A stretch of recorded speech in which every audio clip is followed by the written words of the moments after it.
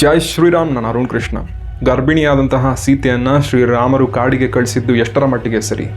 ಇಷ್ಟು ನಿಷ್ಠುರವಾಗಿ ನಡ್ಕೊಂಡಂತಹ ರಾಮರನ್ನು ನಾವು ಹೇಗೆ ಮಾದರಿ ಪುರುಷ, ಒಬ್ಬ ಆದರ್ಶ ವ್ಯಕ್ತಿ ಅಂತ ಪರಿಗಣನೆ ಮಾಡುವುದು?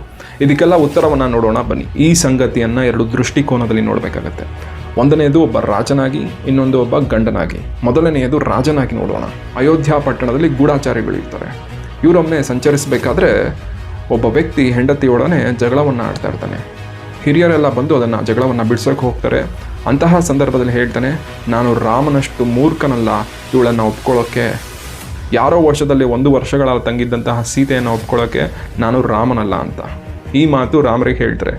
ಬೇರೆ ಗೂಢಾಚಾರಿಗಳನ್ನು ಕರೆದು ಈ ಒಂದು ಸಂಗತಿಯನ್ನು ಕೇಳ್ತಾನೆ. ಅವರೆಲ್ಲ ಹೌದು ಸ್ವಾಮಿ, ನಿಮಗೆ ಕಳಂಕ ಬಂದಿದೆ ಅಂತ ಹೇಳ್ತಾರೆ. ರಾಮ ಯೋಚನೆಯನ್ನು ಮಾಡ್ತಾನೆ. ರಾಮರಿಗಿದ್ದಿದ್ದು 4 ಆಯ್ಕೆಗಳು. 4 ಆಯ್ಕೆಗಳು ಯಾವ್ದ್ಯಾವುದು ಅಂತ ಹೇಳಿದ್ರೆ, ಮೊದಲನೇ ಆಯ್ಕೆ ಏನು ಅಂತ ಹೇಳಿದ್ರೆ ಮಾತುಗಳನ್ನು ನಿರ್ಲಕ್ಷ್ಯ ವಹಿಸಿ ರಾಜ್ಯಭಾರವನ್ನು ಮುಂದುವರಿಸುವಂಥದ್ದು. ಎರಡನೇ ಆಯ್ಕೆ ಏನು ಅಂತ ಹೇಳಿದ್ರೆ ತಮ್ಮಂದಿರಿಗೆ ರಾಜ್ಯವನ್ನು ಕೊಟ್ಟು ತಾನು ಅಯೋಧ್ಯ ಬಿಟ್ಟು ಹೋಗುವಂಥದ್ದು. ಮೂರನೇ ಆಯ್ಕೆ ಏನು ಅಂತ ಹೇಳಿದ್ರೆ ತಮ್ಮಂದಿರಿಗೆ ರಾಜ್ಯವನ್ನು ಕೊಟ್ಟು ತಾನು ಅಯೋಧ್ಯ ಪಟ್ಟಣದಲ್ಲಿ ಇರುವಂಥದ್ದು. 4ನೇ ಆಯ್ಕೆ ಏನು ಅಂತ ಹೇಳಿದ್ರೆ ಸೀತೆಯನ್ನು ಕಾಡಿಗೆ ಕಳಿಸುವಂಥದ್ದು. 4 ಆಯ್ಕೆಗಳಿರುತ್ತೆ. ಮೊದಲನೇ ಆಯ್ಕೆ ಏನು ಅಂತ ಹೇಳಿದ್ರೆ ಮಾತನ್ನು ನಿರ್ಲಕ್ಷ್ಯ ವಹಿಸಿ ತಾನು ರಾಜ್ಯಭಾರವನ್ನು ಮುಂದುವರಿಸುವಂಥದ್ದು. ಈ ಥರ ಮಾಡಿದ್ರೆ ಧರ್ಮಶಾಸ್ತ್ರ ಏನು ಹೇಳುತ್ತೆ ಅಂದರೆ ವ್ಯಕ್ತಿಗತವಾಗೂ ವೃತ್ತಿಪರವಾಗೂ ಯಾವುದೇ ಕಳಂಕ ಇರಬಾರ್ದು.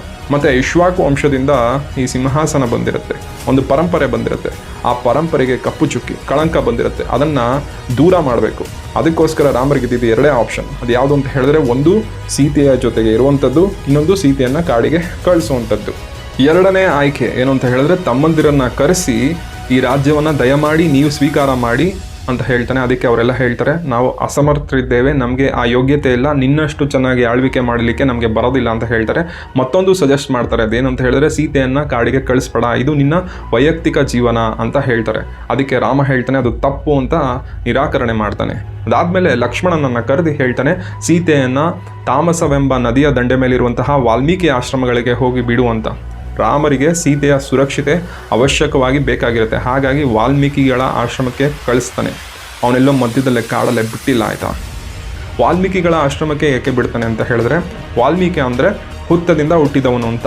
ಸೀತೆ ನೇಗಿಲ ಗೆರೆಯಿಂದ ಹುಟ್ಟಿದವಳು ಸೀತೆ. ಹಾಗಾಗಿ ಇಬ್ಬರು ಭೂಗರ್ಭದಿಂದ ಜನಿಸಿದವರು. ವರ್ಷದಲ್ಲಿ ನೋಡೋದಾದರೆ ಇಬ್ಬರು ಅಣ್ಣ ತಂಗಿಯ ಸಮಾನ. ಹಾಗಾಗಿ ವಾಲ್ಮೀಕಿಗಳ ಆಶ್ರಮದಲ್ಲಿದ್ದರೆ ಸೀತೆ ಸುರಕ್ಷಿತವಾಗಿರ್ತಾಳೆ ಅನ್ನೋದು ರಾಮರ ಒಂದು ಕಲ್ಪನೆ. ಹಾಗಾಗಿ ವಾಲ್ಮೀಕಿಗಳ ಆಶ್ರಮಕ್ಕೆ ಕಳಿಸ್ಕೊಡ್ತಾನೆ. ರಾಮರು ಒಬ್ಬ ರಾಜನಾಗಿ ಹೇಗೆ ಆಲೋಚನೆ ಮಾಡಿದರು ಎಂಬುದನ್ನು ನೋಡಿದ್ವಿ. ಈಗ ರಾಮ ಒಬ್ಬ ಗಂಡನಾಗಿ ಹೇಗೆ ಯೋಚನೆ ಮಾಡಿದ ಎಂಬುದನ್ನು ನೋಡೋಣ ಬನ್ನಿ. ಮೊದಲನೇ ಆಯ್ಕೆ ರಾಮರಿಗಿದ್ದಿದ್ದು ಏನು ಅಂತ ಹೇಳಿದ್ರೆ ನಿರ್ಲಕ್ಷ್ಯ ವಹಿಸಿ ಮಾತುಗಳನ್ನು, ರಾಜ್ಯಭಾರವನ್ನು ಮುಂದುವರಿಸುವಂಥದ್ದು. ಈ ಥರ ಮಾಡಿದರೆ ಸೀತೆ ಮೇಲಿರುವಂತಹ ಕಳಂಕ ಹೋಗ್ತಿರಲಿಲ್ಲ. 2ನೇ ಆಯ್ಕೆ ಏನು ಅಂತ ಹೇಳಿದ್ರೆ ರಾಜ್ಯವನ್ನು ತನ್ನ ತಮ್ಮಂದರಿಗೆ ಕೊಟ್ಟು ಅಯೋಧ್ಯ ಪಟ್ಟಣದಲ್ಲಿ ಸೀತಾರಾಮರು ಇರುವಂಥದ್ದು. ಈ ಥರ ಇದ್ದಿದ್ರೆ ಒಂದಲ್ಲ ಒಂದಿನ ಸೀತೆಗೆ ಈ ಮಾತು ಕಿವಿಗೆ ಬೀಳ್ತಾ ಇತ್ತು, ಕಳಂಕ ಹೋಗ್ತಿರಲಿಲ್ಲ. 3ನೇ ಆಯ್ಕೆ ಏನು ಅಂತ ಹೇಳಿದ್ರೆ ರಾಜ್ಯವನ್ನು ತಮ್ಮಂದಿರಿಗೆ ಕೊಟ್ಟು ಸೀತಾರಾಮರು ಕಾಡಿಗೆ ಹೋಗುವಂಥದ್ದು.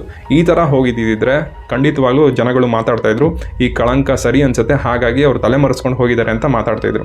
4ನೇ ಆಪ್ಷನ್ ಏನಿತ್ತು ಅಂದರೆ ಸೀತೆಯನ್ನು ಕಾಡಿಗೆ ಕಳಿಸುವಂಥದ್ದು. ಕಳಿಸಿದ್ರೆ ಕಳಂಕ ರಹಿತಳಾಗಿ ಆಗ್ತಾಳೆ. ಯಾಕಂದರೆ ಅವಳ ಮೇಲೆ ಕರುಣೆ ಬರುತ್ತೆ. ಪ್ರೆಗ್ನೆಂಟ್ ಆದಂತಹ ಸೀತೆಯನ್ನು ಕಾಡಿಗೆ ಕಳಿಸ್ತಾ ರಾಮ, ಎಷ್ಟು ನಿಷ್ಠುರವಾಗಿ ಕಳಿಸ್ತಾ ಅಂತ ರಾಮರ ಮೇಲೆ ಆ ಕಳಂಕ ಬರುತ್ತೆ. ಅವನು ಅದನ್ನು ಸಹಿಸ್ತಾನೆ. ಆದರೆ ಸೀತೆ ಮೇಲಿರುವಂತಹ ಕಳಂಕ ಎಂದಿಗೂ ಸಹಿಸ್ತಾರಲ್ಲ. ಯಾಕಂದರೆ ರಾಮ ಸೀತೆಯನ್ನು ಅಗಾಢವಾಗಿ ಪ್ರೀತಿ ಮಾಡ್ತಾ ಇದ್ದ. ಆಗಿರುವುದರಿಂದ ಸೀತೆ ಮೇಲೆ ಒರೆಸಿದಂತಹ ಕಳಂಕವನ್ನು ಹೋಗಲಾಡಿಸಲಿಕ್ಕೆ ಅವಳನ್ನು ಕಾಡಿಗೆ ಕಳಿಸ್ತಾ. ಎಲ್ಲರೂ ಇವತ್ತು ಸೀತೆ ಮೇಲೆ ಕರುಣೆ ತೋರಿಸ್ತೀವಿ, ರಾಮರಿಗೆ ಆರೋಪ ಮಾಡ್ತೀವಿ, ನೋಡು ಗರ್ಭಿಣಿಯಾದಂತಹ ಸ್ತ್ರೀಯನ್ನು ಕಳಿಸ್ತಾ ಅಂತ. ಅದೇ ರಾಮರಿಗೆ ಬೇಕಾಗಿತ್ತು, ಅದಕ್ಕೆ ಸೀತೆಯನ್ನು ಕಳಿಸ್ತಾ. ಅವರ ಒಂದು ಪ್ರೀತಿಯ ಬಗ್ಗೆ ಹೇಳೋದಾದರೆ ಹನುಮಂತ ಸೀತೆಯನ್ನು ಭೇಟಿ ಮಾಡ್ತಾನೆ. ಭೇಟಿ ಆದಾಗ ಹನುಮಂತ ಹೇಳ್ತಾನೆ ಏನು ಅಂತ ಹೇಳಿದ್ರೆ, ಕ್ರಿಮಿ ಕೀಟಗಳು ರಾಮರನ್ನು ಕಚ್ತಾ ಇದೆ, ಅವ್ರಿಗೆ ಅರಿವೇ ಇಲ್ಲ, ಯಾವಾಗಲೂ ಸೀತಾ ಸೀತಾ ಸೀತಾ ಅಂತ ಕರಿತಾ ಇರ್ತಾರೆ ತಾಯಿ ಅಂತ ಹೇಳ್ತಾನೆ. ಇನ್ನೊಂದು ಸಂಗತಿ ಏನು ಅಂತ ಹೇಳಿದ್ರೆ ಸೀತೆಯನ್ನು ಕಾಡಿಗೆ ಕಳಿಸಿ ಮಾರನೇ ದಿನ ಯಾರೊಬ್ಬ ವ್ಯಕ್ತಿ ಬಂದು ಸೀತೆಯ ಬಗ್ಗೆ ವಿಚಾರ ಮಾಡಲಿಲ್ಲ. ನಾವು ಮಾಡಿರೋ ತಪ್ಪು, ಕ್ಷಮಿಸಿ ಸ್ವಾಮಿ, ಸೀತೆಯನ್ನು ಕರೆಸ್ಕೊಳ್ಳಿ ಹಿಂದೆ ಅಂತ. ರಾಮರಿಗೆ ಎಷ್ಟು ದುಃಖ ಆಗಿರ್ಬೇಡ, ಈ ಮನಸ್ಥಿತಿ ಯೋಚನೆ ಮಾಡಿ.